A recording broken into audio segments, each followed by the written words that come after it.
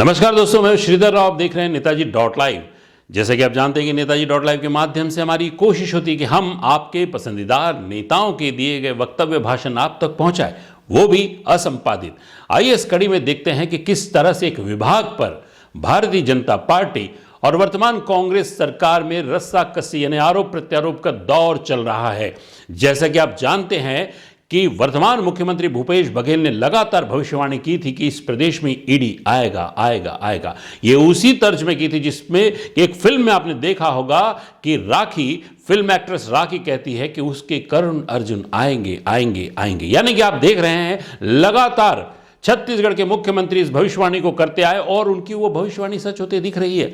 अब न जाने, ऐसा लगता है कि आने वाले समय में देश के बहुत सारे विषयों में उनसे जानकारी ली जाएगी, क्योंकि उनकी भविष्यवाणी यहां सच हो गई। लगातार ईडी की दस्तक छत्तीसगढ़ में हो रही है। इसी संदर्भ में आज हाल ही में हुए ईडी के छापों के पर क्या कह रहे हैं छत्तीसगढ़ के मुख्यमंत्री भूपेश बघेल, और उन्हीं के उस कथन पर छत्तीसगढ़ के पूर्व मुख्यमंत्री यानी प्रथम निर्वाचित मुख्यमंत्री डॉक्टर रमन सिंह भी क्या कह रहे हैं। आइए इन दोनों व्यक्तित्वों का, इन दोनों राजनेताओं के वक्तव्यों को हम आप तक के पहुंचाने की कोशिश कर रहे हैं, और इसके बाद हम ये भी खुलासा करेंगे, ये भी कोशिश करेंगे, विश्लेषण करने की कोशिश करेंगे ईडी छापे के मापदंड अलग अलग राज्यों में अलग अलग क्यों।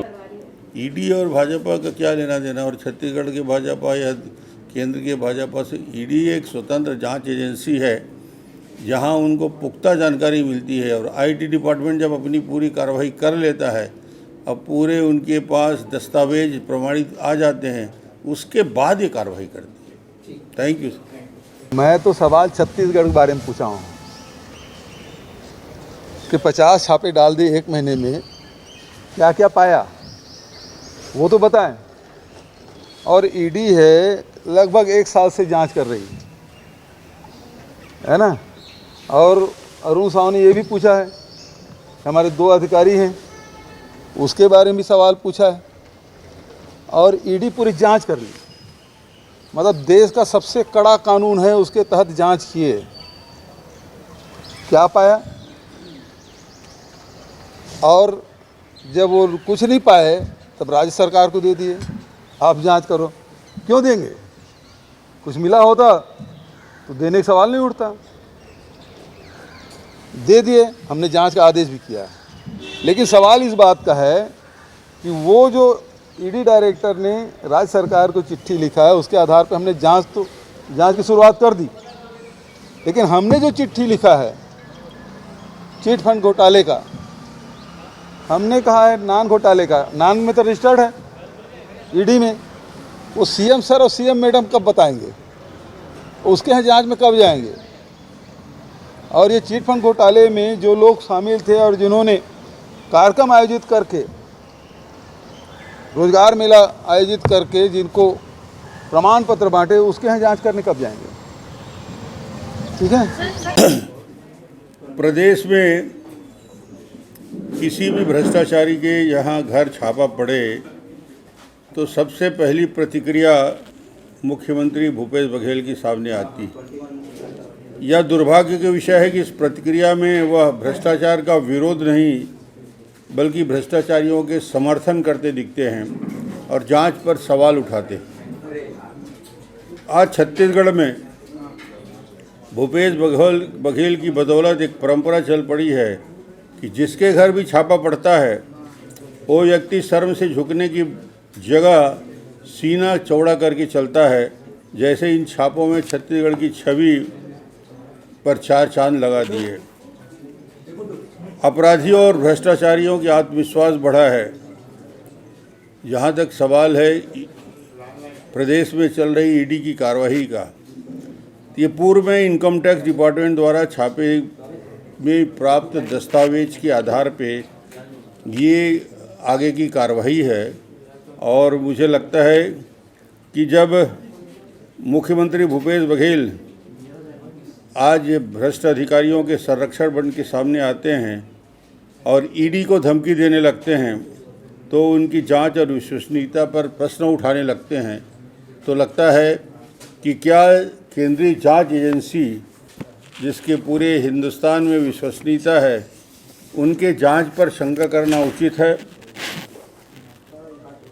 जब जब इस सरकार पे जांच का घेरा कसने लगता है तब भूपेश बघेल नान मामले में सीएम मैडम का नाम निकाल लेते हैं।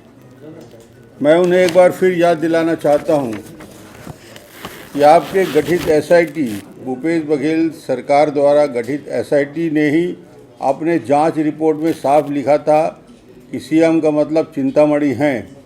अब या तो भूपेश बघेल इस रिपोर्ट को नहीं पढ़ी या वो जानते हुए भी जनता के सामने झूठ बोलने का प्रयास कर रहे हैं।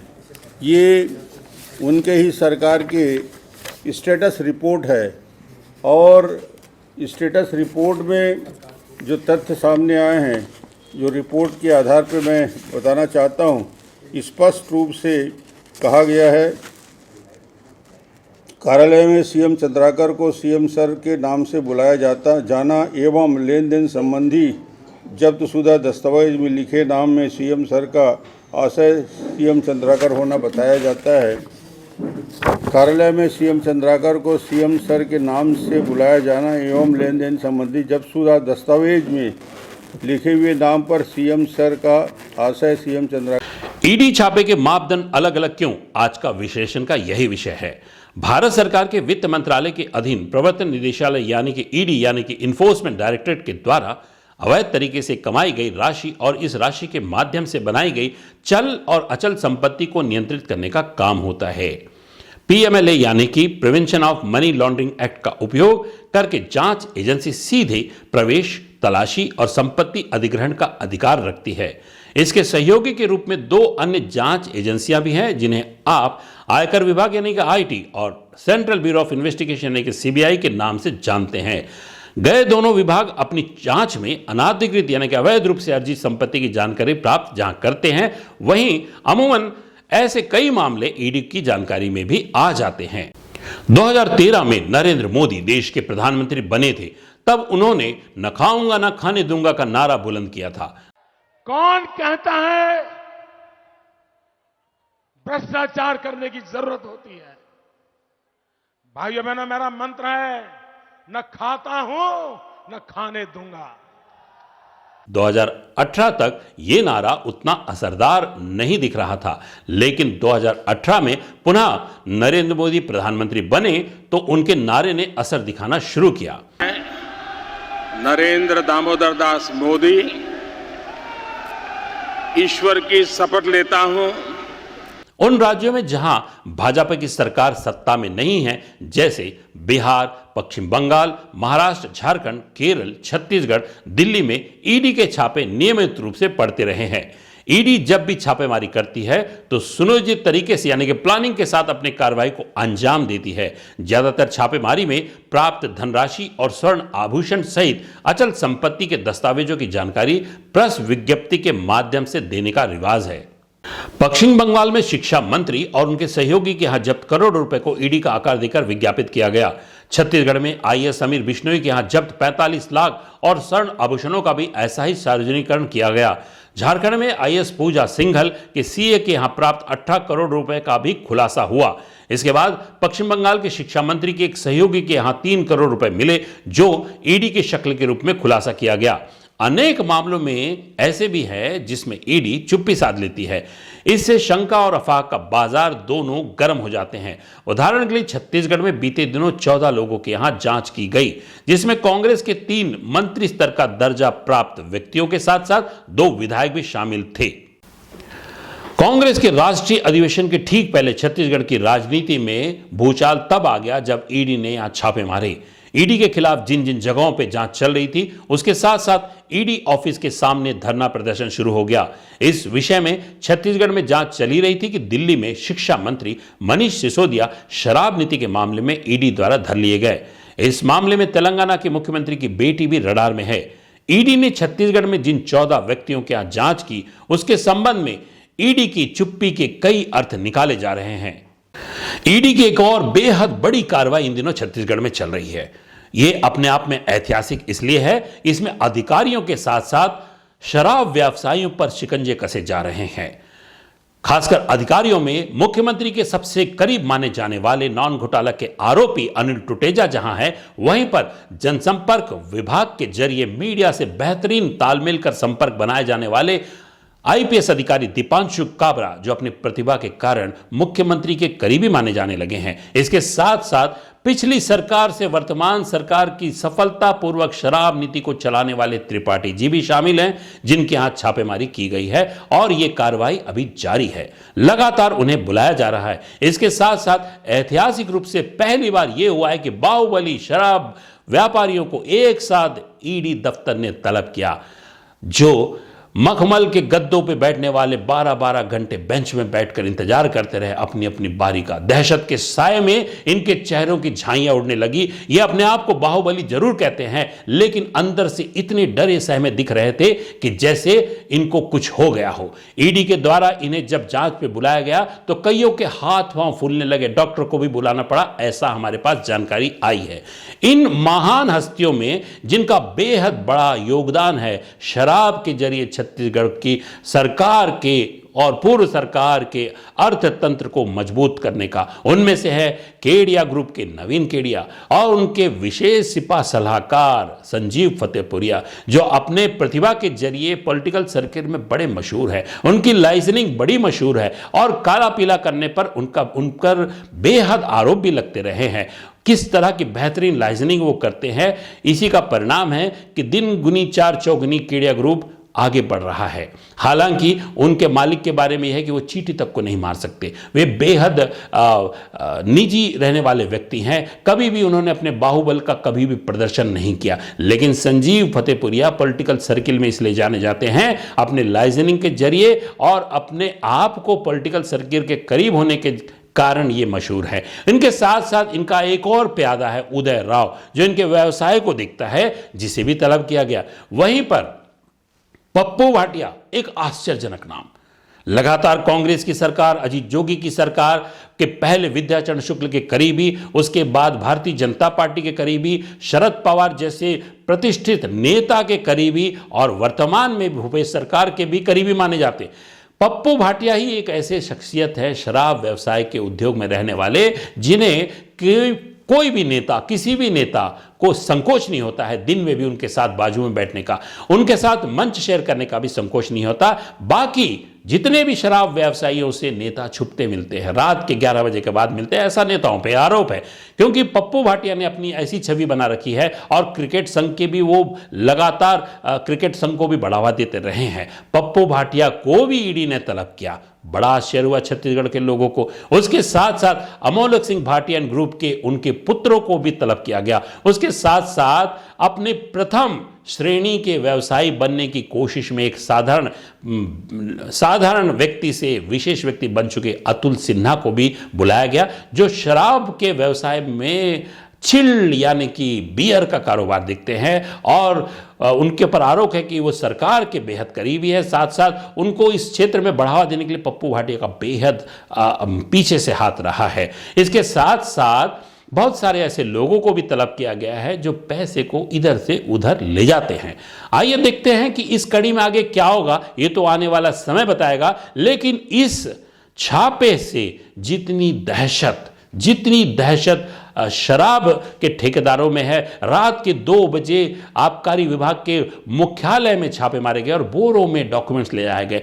और ऐसा भी सुनने में आया है कोई ना कोई ऐसा ज्ञाता है, कोई ना कोई ऐसा ज्ञानी है जो ऐसे इनपुट्स दे रहा है ईडी को, जिस पे ईडी लगातार सफल हो रही है, ईडी तक डॉक्यूमेंट्स पहुंच रहे हैं। वो महान ज्ञानी कौन है, उन्हें जनता धन्यवाद देना चाहेगी अगर वो सही में वो ईडी को इस तरह के डॉक्यूमेंट, क्योंकि छत्तीसगढ़ की जनता शराब से, खासकर महिलाएं शराब से त्रस्त है। शराब के बारे में वर्तमान भूपेश सरकार ने संकल्प पत्र में कहा था कि शराब बंद कर देंगे। उससे पहले भी भारतीय जनता पार्टी की सरकार थी, उन्होंने भी कई वादे किए। लेकिन शराब का हाल यह है कि घर घर शराब हो गया है। आजकल हर व्यक्ति शराब पी रहा है, महिलाएं भी शराब पीने में माहिर है, पुरुषों से आगे निकल गई। लेकिन यह सब तभी संभव है जब शराब आसानी से उपलब्ध हो। शराब के प्रति राजनेताओं का ये दोगला चरित्र जनता उन्हें आने वाले समय में माफ नहीं करेगी। वो लोग जरूर माफ नहीं करेंगे जो इस शराब के कारण व्यतीत हैं। वो महिलाओं की बद्दुआएं कहते हैं कि महिलाएं के बद्दुआ से बचना चाहिए, लेकिन छत्तीसगढ़ में जिन महिलाओं पर अत्याचार हो रहा है, यहां के अपराधों का ग्राफ बढ़ चुका है शराब के कारण। और उसी शराब विभाग में जब छापे पड़े तो कई लोगों के मन में ठंडक पहुंची होगी। आइए देखते हैं कि ईडी की इस कार्रवाई में आगे क्या क्या खुलासे होंगे या नहीं होंगे। लेकिन ईडी का ये चुप्पी, ईडी जो बातें छत्तीसगढ़ में छापों के दौरान नहीं बताती है, उस पे शंका कुशंका का बाजार चल निकला है। होथन, हम ढाल तलवार होथन, हम योद्धा होथन, हम युद्ध करें तब भूपेश बघेल हम जितवाएं। हमला भूपेश बघेल नी माटी के सिर जाए है जनता ला तो हमन बनाए हन तो हमारे ऊपर अत्याचार होते। हम गरीब दुबर जेकर 1.5 साल ले पेंशन विधवा पेंशन नहीं मिले तो हम खड़े हैं वहाँ 1.5 साल के कर विधवा पेंशन रुके है। गरीब के महिला के विधवा पेंशन खाते, आवाज घर खा गई, अनेक प्रकार में भ्रष्टाचारी के घरों घर शराबबंदी के कसम खसावन गंगा मैया उठा के खा रही और घरों घर शराब बनाएला बोल गई। एक जन नहीं छत्तीसगढ़ के मुख्यमंत्री भूपेश बघेल सार्वजनिक रूप से मांग कर रहे हैं कि ईडी को जांच में क्या मिला, इसका सार्वजनिकरण होना चाहिए। आम जनता को भी इन मामलों में गहरी रुचि है कि ईडी के जांच का सच क्या है, सामने आए। अफवाह की हवा में अनेक ऐसे बेसिर पैर की बातें होती है जिनका केवल आकलन होता है और कयास लगते रहते हैं। जिनके विरुद्ध जांच होती है उनके साथ साथ ईडी के प्रति भी संदेह होता है। ईडी अपनी जिम्मेदारी निभाने में कहीं चूक तो नहीं कर रही। साथ ही यह बात भी हो रही है कि केंद्र सरकार सुनियोजित ढंग से अपने विरोधियों के प्रति ईडी का इस्तेमाल कर रही है। भाजपा शासित राज्यों में क्या राम राज्य चल रहा है? ऐसा कैसे संभव है? इसके साथ इसके काट के रूप में भी भाजपा के लोग कहते हैं कि शिकायत के लिए सभी के पास अधिकार है। प्रमाण देकर कार्रवाई के बजाय मीडिया में गाल बजाने से सच नहीं छिपता। नेताजी.लाइव में हमारी कोशिश होती कि हम आपके पसंदीदा नेताओं के जहां वक्तव्य भाषण सुनाते हैं, वहीं उनके द्वारा सरकारी विभागों के कार्यों में हस्तक्षेप करके उन्हें आरोपित करके उनके खिलाफ अफवाहें फैलाने वाली बातों को भी हम समय समय पर आपके सामने लाने की कोशिश करेंगे ताकि दूध का दूध और पानी का पानी हो जाए। ईडी की कार्रवाई जारी है, आगे क्या होगा ये तो आने वाला समय बताएगा। चुनावी वर्ष है, कितने लोग बाहर सैर सपाटे में जाएंगे और कितने लोग जेल की हवा खाएंगे ये तो आने वाला समय बताएगा। लेकिन हम आपको आपके नेताओं के दिए गए वक्तव्य, इन सभी घटनाओं पर समय समय पर आपके सामने लाते रहेंगे ताकि ये आप आंकलन कर सके कि आपके जो नेता, जिन्हें आप वोट देते हैं, जिन्हें आप जिताते हैं, जिनसे आप उम्मीदें करते हैं, जो नेता आपके साथ प्रॉमिस करते हैं, वादे करते हैं, वो कितने अपने वादों में खरे उतरते हैं, या जिस तरह से शराब पर कांग्रेस की सरकार ने संकल्प लिया था, खासकर गंगा जल हाथ में लेकर, उस संकल्प अभी 4.5 साल में पूरे नहीं हुए। ऐसे ही संकल्प कितने जायज होंगे आने वाला समय बताएगा। लेकिन ईडी की कार्रवाई जरूर कहीं ना कहीं गंभीरता पूर्वक धीरे धीरे आगे बढ़ रही है, जो आने वाले चुनावों में एक बेहद रोचक मोड़ पर राजनीतिक पार्टियों को प्लेटफॉर्म प्रदान करेगी, जिससे कि आरोप प्रत्यारोप का दौर और तेजी से चल निकलेगा। और हम आपके साथ उन्हीं आरोप प्रत्यारोप, उन्हीं भाषणों, उन्हीं वक्तव्यों को आपके रूबरू लाते रहेंगे नेताजी.लाइव के माध्यम से। हमारे इस चैनल में बने रहने के लिए हमारे इस चैनल को लाइक करें, शेयर करें, सब्सक्राइब करें। नमस्कार।